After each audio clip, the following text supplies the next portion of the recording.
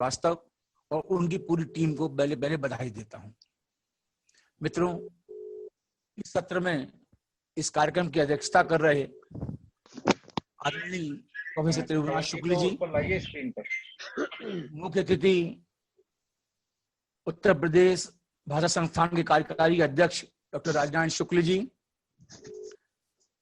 हमारे छोटे भाई जिन्होंने कि बड़ा ही अभी ओजस्वी वक्तव्य दिया और जिन्होंने अंत्योदय से ग्रामोदय से राष्ट्रोदय, अंत्योदय, ग्राम चेतना की बात करते हुए साहित्य की अपनी स्वायत्तता और भारतीय साहित्य के अपने मानदंडों पर विश्व साहित्य को परखने की एक नई अवधारणा, स्वदेशी अवधारणा इन्होंने प्रस्तुत की।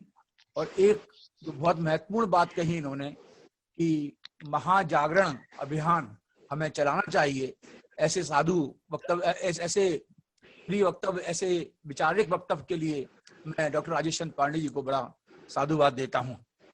और इस कार्यक्रम में धन्यवाद ज्ञापन के लिए उपस्थित प्रोफेसर प्रत्यूष दुबे जो गोरखपुर से हैं, मेरे बिल्कुल अनुज हैं, और संचालक आदरणीय देवेंद्र देव जी। और मैं देख रहा हूं कि बहुत से हमारे मित्र इससे जुड़े हुए हैं। अभी रविंद्र शुक्ला जी जो कि झांसी से हैं, वे भी दिखाई पड़ रहे थे। हमारे प्रथम सत्र के वक्ता जो यहाँ पर इस समय दिखाई भले ना पड़ रहे हों, लेकिन परोक्ष रूप से मैं उन सबके प्रति अपना प्रणाम निवेदन करता हूं और आज के इस विषय पर आकर अपनी बात करना चाहता हूं। मित्रों, आज ये स्वदेशी का जो विषय हमारे सामने आया तो एक बात मेरे दिमाग में कहीं पटल पे आई कि वैसे तो अखिल भारतीय साहित्य परिषद या उसके सहकर्मी और संगठन जो हैं वह निरंतर स्वदेशी की बात करते रहते हैं, लेकिन आप देखें कि इस समय भारत में जितने भी वेब संगोष्ठियां हो रही हैं उनमें अकेले अखिल भारतीय साहित्य परिषद यह स्वदेशी का विषय लेकर आई।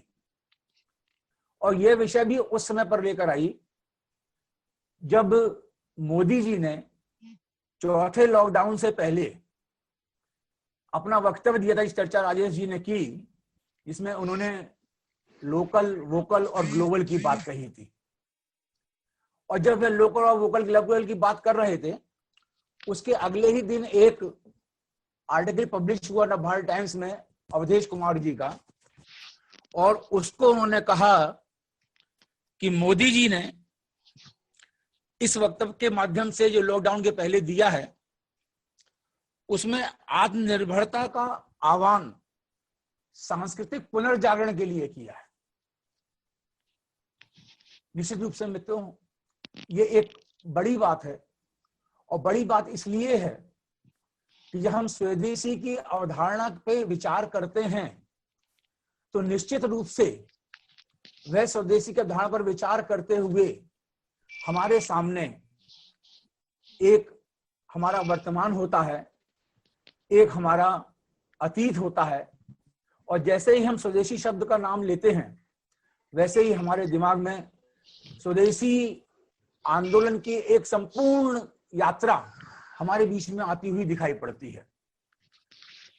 यहीं पर एक बात और जोड़ना चाहूंगा कि जब मोदी जी ने लोकल, वोकल और ग्लोबल की बात कही, उसके बाद लोगों की एक सहानुभूति एक विशेष वर्ग के प्रति हुई, या मैं इसको इस तरह से भी कह सकता हूं कि इस महामारी के दौर में विभिन्न शहरों में निवास करने वाले हमारे कामगार, श्रमिक, मजदूर आदि जब बड़ी ही दयनीय अवस्था में लौटते हुए दिखाई पड़े तो उनकी पीड़ा से अभिभूत होकर हमको कहीं ये महसूस हुआ कि शायद भारत के स्वतंत्र होने के पश्चात हमें अपने ग्रामों को जितना आत्मनिर्भर बनाना चाहिए था, हम उनको उतना आत्मनिर्भर नहीं बना पाए।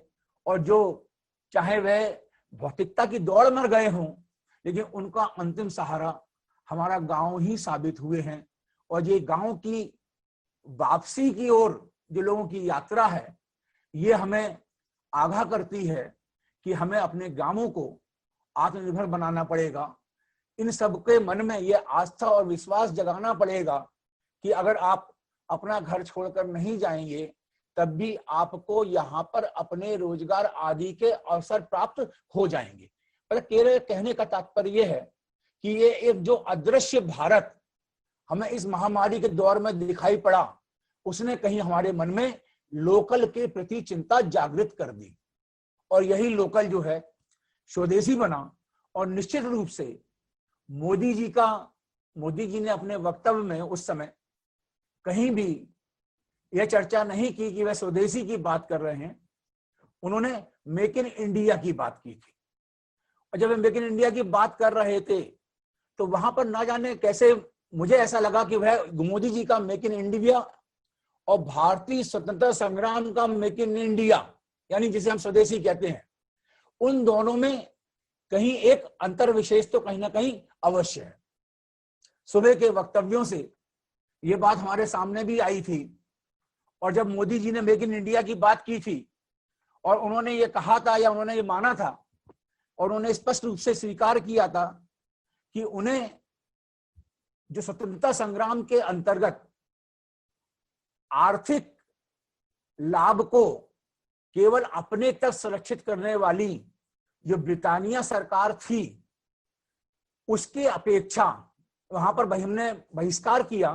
लेकिन आज की जो स्थिति है वहां पर हम जब मेक इन इंडिया की बात करते हैं तो हमारे सामने विदेशी कंपनियां भारत में आए, उत्पादन करें, अपना सामान यहां बेचें, लेकिन शर्त यह होनी चाहिए कि उसमें मेड इन इंडिया की मोहर लगी हुई हो और वह विश्व बाजार में जाकर बिके। दोनों में अंतर है, दोनों स्थितियों में बड़ा अंतर है। तो उस समय हमारी स्थिति अलग थी, आज हमारी स्थिति अलग है। अटल जी का एक वक्तव्य याद आता है जो मोदी जी के इस विचारधारा में मुझे दिखाई पड़ता है। भारतीय 15 अगस्त 1998 को जब अटल जी राष्ट्र के नाम संबोधन कर रहे थे तो उन्होंने ये पंक्तियां कही थी कि स्वदेशी का अर्थ यह नहीं कि हम कूपमंडूक हो जाएं, नई दुनिया छोटा सा गांव बन गई है, हम सब एक दूसरे पर निर्भर हैं, हम इस खुली अर्थव्यवस्था में भी आंतरिक शक्ति के आधार पर विश्व स्पर्धा में डटकर खड़े रह सकते हैं, और हमारा विश्वास है हम डटकर खड़े रहेंगे। ठीक यही विश्वास हमारे भारत के वर्तमान प्रधानमंत्री मोदी जी में भी हमको दिखाई पड़ता है, और इसीलिए उन्होंने भारत को आत्मनिर्भर और आत्म अनुशासन, अपने वक्तव्य में इन दो बातों पर और जोर दिया था उन्होंने कि हम विश्व व्यवस्था में सहयोग करेंगे, दूसरी ओर आत्मनिर्भरता और आत्म अनुशासन, ये दो बातें उन्होंने बहुत महत्वपूर्ण कही थी। स्वदेशी की जो विभिन्न अवधारणाओं की हम बात करते हैं तो उसमें कहीं यह बात भी निकल कर आती है कि स्वदेशी केवल अपना ही नहीं है, स्वदेशी वास्तव में भारत की अस्मिता का परिचय है। इसके अंदर हमारा सांस्कृतिक बोध, हमारी जीवन दृष्टि, हमारे जीवन मूल्य, ये सब जुड़े हुए हैं, और इसके आधार पर ही हमें इस विश्व बाजार में अपने पैरों पर खड़े रहकर अपनी उपस्थिति दर्ज करानी है, और जो अवसर इस महामारी के दौरान हमको प्राप्त हुए हैं उन्हें अर्जित करना है। आज सुबह के वक्तव्य में प्रोफेसर सुरेंद्र दुबे और इस समय डॉक्टर राजेश पांडे जी ने थोड़ा हमारा ध्यान अपने इतिहास की ओर दिलाया था। जब हम स्वदेशी की बात करते हैं तो अनायास हमारे दिमाग में आता है कि 1905 में जो बंग विभाजन हुआ था उसमें स्वदेशी आंदोलन की जो भूमिका थी और जिसके कारण अंग्रेजों को अंततः 1911 में बंग विभाजन भंग करना पड़ा था, उसकी चर्चा की थी। अंग्रेजों ने भले ही जनता को ये समझाने का प्रयास किया कि उनके प्रशासन में कठिनाइयां आ रही हैं, इस कारण वे बंगाल को विभाजित करना चाहते हैं, लेकिन वास्तविकता हमारे सामने रही है कि उन्होंने भाषा के आधार पर और धर्म के आधार पर विभाजन किया था। चर्चा सुबह हुई थी टाउन हॉल की, जिसमें स्वदेशी आंदोलन की घोषणा की गई थी, और उस बंग विभाजन के दौरान या उससे पूर्व जो स्वदेशी आंदोलन चले थे, उनमें एक बात विशेष जोर पर जुड़ी हुई थी कि हम विदेशी वस्तुओं का बहिष्कार करेंगे। लेकिन शायद विदेशी वस्तुओं का पूर्णतः बहिष्कार करना आज की वर्तमान वैश्वीकरण की स्थिति में हमारे लिए संभव नहीं है। इस समय विश्व जो संरक्षणतावाद के कारण कुछ सिमटा हुआ दिखाई पड़ रहा है कि अगर स्थितियां सामान्य होती हैं तो फिर हमारी स्थिति क्या होगी, ये हमको फिर से एक बार सोचना पड़ेगा।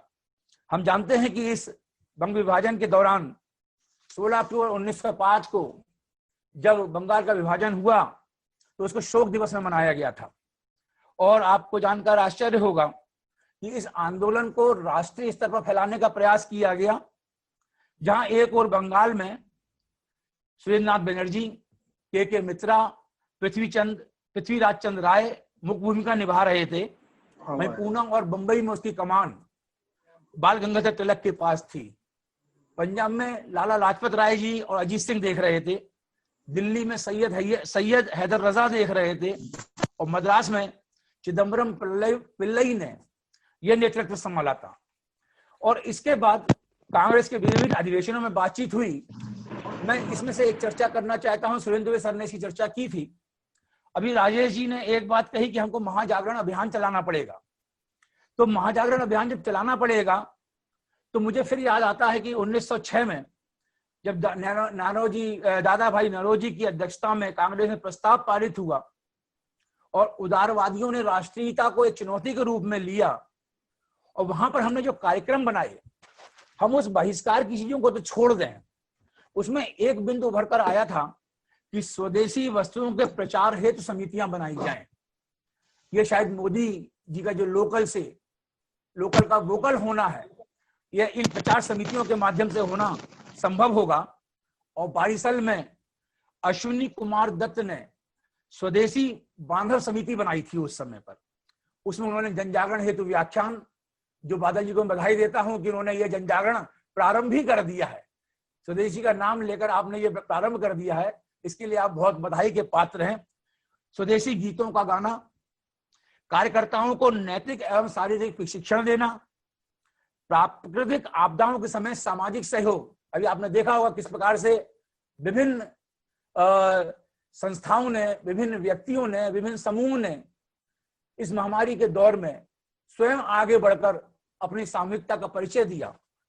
नए स्कूलों की स्थापना करना, स्वदेशी दस्तकारों हेतु प्रशिक्षण देना, हमारे जो परंपरागत लोकप्रिय उत्सव और मेले का आयोजन करना। आपको याद होगा कि जो महाराष्ट्र में गणेशोत्सव और शिवाजी उत्सव प्रारंभ किए थे, वह इसी स्वदेशी आंदोलन के तहत या सभी संस्थाओं के तहत ही उन्होंने इसको आगे बढ़ाया था।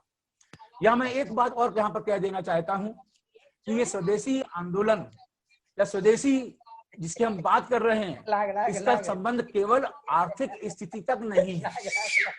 मैं आपका ध्यान थोड़ा सा और पहले ले जाना चाहता हूं। प्रोफेसर सुरेंद्र दवे जी ने, डॉक्टर राजेश पांडे जी ने हमारे सामने चर्चा की है भारतेंदु हरिश्चंद्र की, जिन्होंने सबसे पहले हम कह सकते हैं कि साहित्य में विदेशी वस्त्रों के बहिष्कार की बात कही थी। लेकिन उसी से 1857 की रामविलास शर्मा जब लिखते हैं तो वह कहते हैं कि स्वदेशी जो है ये 1857 की देन है। और 1857 में जब हम विचार करें तो हमें दो महापुरुष ऐसे दिखाई पड़ते हैं जिसको हमें याद करना चाहिए। मैं राजेश जी से अपेक्षा कर रहा था कि राजेश जी कहीं चूक गए। एक तो मैं नाम लूंगा दयानंद सरस्वती जी का, और एक नाम लूंगा राम सिंह कूका का। राम सिंह कूका जो कि कूका विद्रोह हुआ था, उससे जुड़े हुए थे।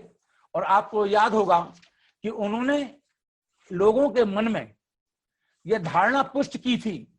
12 अप्रैल 1857 को श्री भैणी साहब जिला लुधियाना में उन्होंने सफेद ध्वज फहराकर इस स्वदेशी आंदोलन की शुरुआत की थी।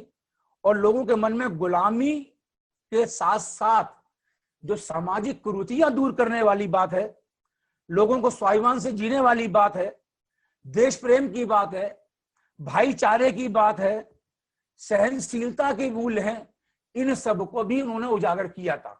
और आपको जानकर ये आश्चर्य होगा कि उस समय राम सिंह कूका ने स्त्री शिक्षा और साथ ही साथ जो सिख स्त्रियां थी उनको अमृत चटाकर शिक्षी दी थी, यानी कि उनको एक जो मुख्य धारा थी, जो स्त्रियां कहीं पीछे छूटी हुई थी, जहां लड़के लड़की की शिक्षा का कहीं समानता नहीं दिखाई पड़ी थी उस समय पर, तो उनको भी एक पटरी पर लाने का कार्य किया था।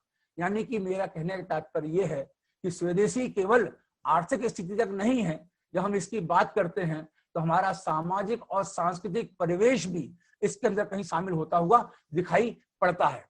उसी समय सत्यार्थ प्रकाश जो 1857 में जो कि लिखा गया था दयानंद सरस्वती जी के द्वारा, और उन्होंने भी पहली बार 1857 में नमक पर जो कर लगाया था सरकार ने, उसका विरोध किया था। और उन्होंने ये कहा था कि एक परदेशी हमारे देश में व्यापार करेंगे तो दारिद्र और दुख के बिना हमारे पास दूसरा कोई उपाय ही नहीं। यहाँ पर यह स्थिति वहां पर दिखाई पड़ी थी, और इसी कारण से लाहौर में आर्य समाज ने 1879 में विद्रोह उत्पन्न किया था, बहिष्कार किया था। तो मेरा कहने का तात्पर्य है कि ये स्वराज की जो धारणा ये हमारे सामने पहले से आई है। इसी संक्षेप में कोई एक बात मैं और करना चाहता हूं, जो हमारे भारतीय राजा थे जो 1857 का प्रथम स्वतंत्रता संग्राम लड़ रहे थे, उन्होंने भी जनता को अपने अनुकूल करने के लिए उस समय जो विज्ञापन छपवाए हैं उनकी चर्चा भी हमारे लिए मैं दो उदाहरण देकर करना चाहता हूं। एक तो बहादुर शाह जफर की चर्चा करूंगा। बहादुर शाह जफर को उस समय भारत का बादशाह घोषित किया गया था, और उन्होंने जनता के लिए ये घोषणा की जनता उसमें शामिल हो, गदर में शामिल हो। कारण उनकी क्या थी, चिंता थी उनके सामने, तो उन्होंने इश्तेहार निकाला, बादशाही हुकूमत कायम होने पर अंग्रेजों का जाल फरेब खत्म कर दिया जाएगा और हर चीज का व्यापार करने का अधिकार इस देश के सौदागरों को होगा। अपना माल ले जाने के लिए भाप से चलने वाले जहाज और भाप से चलने वाली गाड़ियां सरकार उन्हें सुलभ कराएगी। जिन सौदागरों के पास अपनी पूंजी ना होगी उन्हें सरकारी खजाने से सहायता दी जाएगी। राजा और रईसों का सारा काम देशी कारीगरों को दिया जाएगा, इससे वे खुशहाल होंगे। अब इस पंक्तियों को या इस इश्तेहार को सामने रखकर जो भारत सरकार ने 20 लाख करोड़ का जो पैकेज एमएमआई उद्योगों के लिए दिया है उस पर विचार करिए। इसी पर आप यह ध्यान में रखिए कि हमें एक चीज कदम और इससे सीख मिलती है कि सरकारी जो भी खरीदें हों, सरकारी जो भी कार्य हो, तो हमारे सामने जो हमारा श्रमिक वर्ग है, हमारा कामगार वर्ग है, उसको सीधे उनसे जोड़कर, जिस प्रकार आपने मनरेगा से लोगों को जोड़ा है, वैसे ही सरकारी उद्योगों से, सार्वजनिक उपक्रमों से इनको जोड़ने का प्रयास करें। तो आप देखेंगे ये सोच आज की नहीं है, उस समय भी हमारे राजा लोग सोच रहे थे। और अवध की बेगम ने तो अंग्रेजी, जिस प्रकार से आज हमारे सारे मीडिया चैनल लोगों को सावधान कर रहे हैं कि चीन से बच के रहिए या फला राज से बच के रहिए, उस समय अवध की बेगम ने इश्तेहार निकालकर लोगों को सावधान किया था कि अंग्रेजी वादों से जनता को सावधान किया कि आप इनके बातों में ना आए। यानी कि स्वदेशी का जो संघर्ष है ये तत्काल 1857 से हमारे बीच में चल रहा है। और अगर आप साहित्य की बात करें तो भारतेंदु के बाद आपको अवश्य पढ़ना चाहिए महावीर प्रसाद द्विवेदी को, जिन्होंने की संपत्ति शास्त्र जैसी पुस्तक लिखी थी और भारत की कृषि व्यवस्था को लेकर, मालगुजारी को लेकर जितना बड़ा आकलन उन्होंने किया है वह हमारे लिए सोचने वाला है, क्योंकि कृषि हमारी चिंता रही है, यह हमारा एक स्वदेशी उद्योग रहा है। मैं वेंकटैया नायडू जी का एक वक्तव्य पढ़ रहा था जिसमें उन्होंने कहा था कि किसानों का भी अभिनंदन करना चाहिए। तो उन्होंने एक बात लिखी उसके अंदर, जब पूरा संयुक्त राष्ट्र संघ जो है महामारी के कारण संरक्षणतावादी नीतियों की वजह से खाद्यान्न की विश्वव्यापी कमी बता रहा है, वहीं भारत में 29.195 करोड़ टन का रिकॉर्ड उत्पादन हुआ है। और कृषि आज भी भारत की 60% जनता की जीविका का मुख्य स्रोत है, और कृषि से जुड़े लोगों की मदद और चिंता करना हमारा कर्तव्य है। और इसके लिए उन्होंने 4 I दिए थे, सिंचाई, मूलभूत ढांचा, निवेश और बीमा, ये एक प्रकार सुरक्षा की बात की थी वहां पर। तो मेरा कहने का तात्पर्य यह है कि जब हम इन सब आलोक में देखें तो हम जब स्वदेशी की बात कर रहे हैं तो कहीं हमें महात्मा गांधी की ओर भी जाना चाहिए। महात्मा गांधी ने स्वदेशी को एक सार्वभौम धर्म कहा था। महात्मा गांधी ने कहा था कि स्वदेशी एक सार्वभौम धर्म है जिसका अर्थ है निकटतम उपलब्ध संदर्भों के प्रति कर्तव्यों का पालन प्रारंभ करने, शने शने कर्तव्यों को व्यापक बनाने। स्वदेशी से स्वार्थ के लिए कोई स्थान नहीं, अपने विशुद्ध रूप से स्वदेशी सबकी सेवा का सर्वोत्तम रूप है। मित्रों, जब इस आलोक में हम देखते हैं तो हमारा एकदम सामने स्पष्ट हो जाता है कि गांधी जी का जो स्वदेशी के अर्थ के रूप में जो विकेंद्रीकृत अर्थव्यवस्था की बात करते हैं, वह ग्राम, स्थान, सामुदायिक विकास, रोजगार और स्वावलंबन की बात करते हैं।